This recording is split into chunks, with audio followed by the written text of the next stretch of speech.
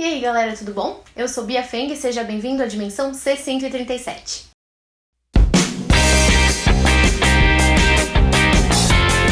Finalmente a Netflix liberou a segunda parte da série mais falada do ano, La Casa de Papel. Lost my time, my life is gone on. Eu ainda não tinha visto a primeira parte, porque eu me conheço, e eu sei que eu sou uma pessoa super ansiosa, e eu tenho certeza que eu ia morrer esperando a segunda parte. Então eu acabei esperando saírem as duas, e aí assisti tudo de uma vez, e fiz uma maratona, e valeu muito a pena. Pra vocês terem uma noção, eu tinha medo de acordar no meio da noite, e sei lá, tomar uma água, e encontrar uma pessoa lá me perguntando: "Você já assistiu La Casa de Papel?" Porque todo lugar que eu ia, todas as pessoas me perguntavam se eu já assistia a série, e me indicavam, e falavam: assiste La Casa de Papel. Agora eu entendo elas completamente, e se eu fosse você, eu teria medo de acordar no meio da noite e tomar uma água. Brenda!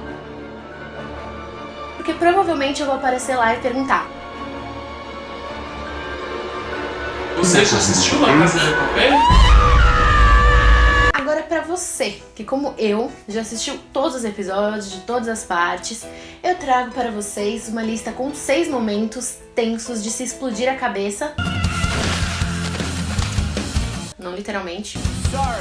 Pra você que ainda não assistiu a série, a minha sugestão é a seguinte: sai daqui agora, corre pra Netflix, assiste tudo e aí você volta pra assistir esse vídeo. Una mattina mi son svegliato, oh bella ciao, bella ciao, bella ciao, ciao, ciao. O primeiro momento da nossa lista acontece entre o episódio 3 e 4. Os reféns que estão por lá, eles tiveram seus celulares retirados, só que Arturito, aquele chato que a gente adora odiar, ele convence a Mônica Gastambides a pegar o celular que ele tinha guardado na sala dele. E aí ele convence ela a buscar esse celular pra eles acabarem usando. Ela, obedecendo às ordens do babaca, pega o celular, só que ele começa a tocar no momento em que ela tá próxima aos assaltantes. O Denver, que teve uma conversa com ela anteriormente, porque ela tá grávida, tá pensando em abortar, e ele conta a história dele, que a mãe dele já pensou em abortar ele e tal, ele acaba se apegando a Mônica. Mas o Berlim obriga ele a matar ela, por ela ter feito aquilo, e como punição, ela tem que ser morta. E aí, bem no finalzinho do episódio, ela ajoelhada, implorando pela vida, ele segurando a arma na cara dela, de repente a gente escuta: Que tiro foi esse?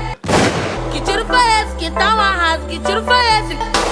E aí o episódio acaba. E aí só no episódio seguinte que a gente vai descobrir que na verdade ele não matou ela. Ele atirou pro chão e ele poupou a vida dela. Só que agora ele tá muito ferrado, porque ele tinha que matar ela. E eles vão entrar lá e não vai ter nenhum cadáver. Eles vão ver a mulher lá viva. Então eles dois armam um plano, e que seria, ele atira mais uma vez nela, só que na perna, pra poder ter sangue, e o chão tá todo coberto de sangue, e ela fica desmaiada lá quando o pessoal entra, e ele falando que ela tá morta. Ele então removeria o cadáver dela até um dos cofres e manteria ela lá até o final do assalto terminar, viva. Só que aí vocês veem o que vai acontecendo, não é exatamente o que acontece, mas o final é tudo de bom.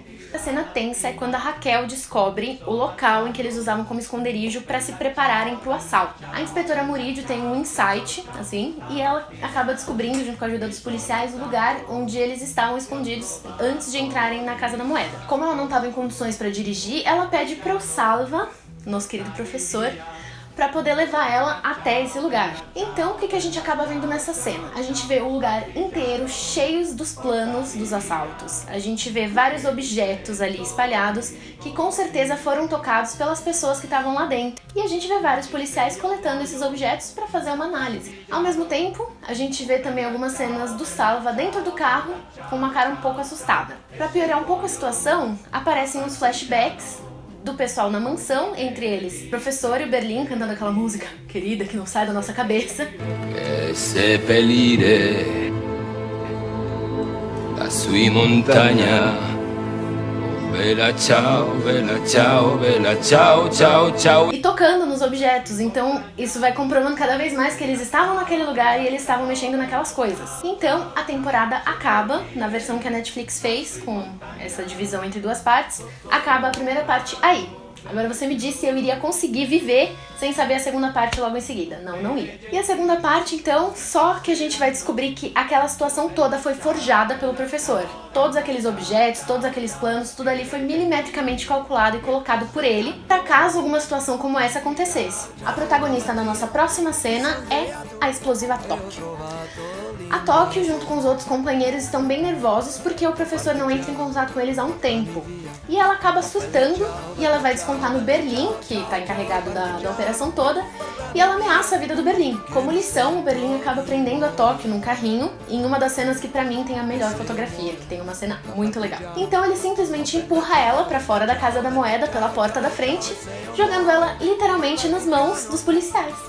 Mas pra você que achou que ela ficaria fora por muito tempo, achou errado, otário? porque a cena do retorno dela é simplesmente o nosso momento número 4 de explodir cabeças. O professor contrata um bando de assaltantes estrangeiros para conseguir salvar a Tóquio no momento que ela está sendo transferida pela polícia. Eles então conseguem interceptar o caminhão que ela tá, salvar ela, aí ela se veste de policial, sobe numa moto e tenta contato com o professor.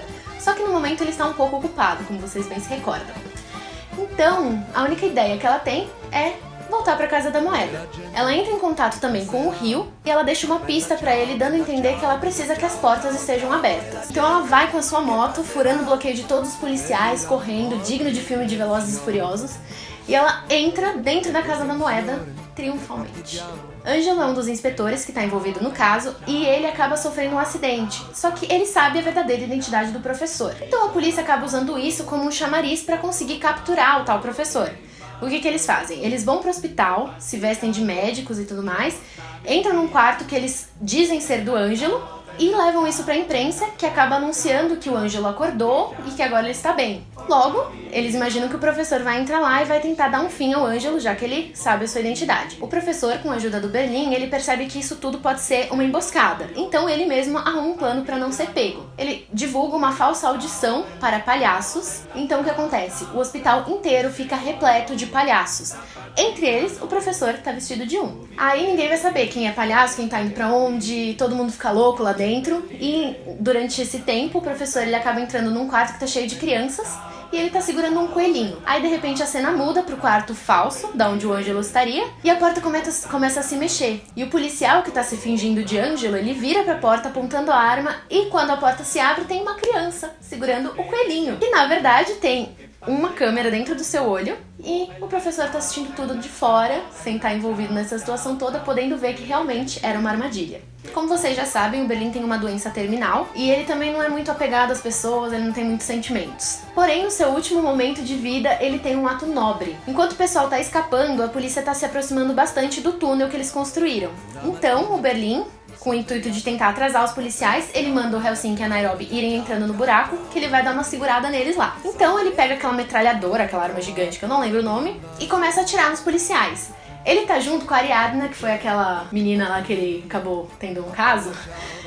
E como ele descobriu, na verdade, que ela queria ficar com ele só por causa do dinheiro e tudo mais, ele acaba querendo dar uma lição pra ela e acaba trazendo ela pra aquele momento de guerra. Mas aí ele começa a atirar contra os policiais atirando de volta, e eles tacam uma granada de volta. Ele consegue se proteger junto com a Ariadna, só que ele tá com o professor no ponto, e o professor falando pra ele vir logo e tal. E ele dá um discurso super bonito, ele se despede, e aí ele vai pra frente dos policiais, mesmo atacando, só que ele acaba sendo bastante atingido e ele morre. Só um comentário à parte, a série ela deixou um pouco em aberto a relação que há entre o professor e o Berlim. Durante algumas cenas a gente acaba percebendo que eles dois se conhecem antes mesmo deles começarem a pensar no assalto, deles arrumarem toda aquela situação, mas nunca foi especificado na série o que acontece. Numa entrevista, o ator que interpreta o professor, ele respondeu e sim, eles têm uma relação, eles são irmãos, segundo ele. O Berlim seria o irmão mais velho do professor. E se a gente parar pra ver direitinho nessa última cena em que ele tá quase se entregando à morte, ele chama o professor de hermanito, que seria irmãozinho. Então, a gente chegou até a pensar que seria uma forma carinhosa dele chamar ele, mas não, o ator, ele admitiu que os dois realmente eram irmãos. Então é isso, galera. Eu tenho certeza que a série tem outros vários momentos que deixaram a gente encarando a TV assim, desacreditado. Então, se você lembrou de mais algum que eu não mencionei aqui no vídeo, deixem aqui nos seus comentários, falem os momentos que vocês mais curtiram dessa série. Não deixem de se inscrever no canal, de ligar o sininho de notificações, de deixar seu like aqui nesse vídeo e também de compartilhar para seus amigos, falarem aqui do canal, fazer a boa. Eu tenho certeza que você também, como eu, depois de ver a série, acabou ficando fissurado em espanhol, então você acaba soltando uma palavra e outra por aí. Então tudo que eu tenho a lhes dizer é hasta luego, mis amigos, um grande beijo e adiós! Morto per la libertà.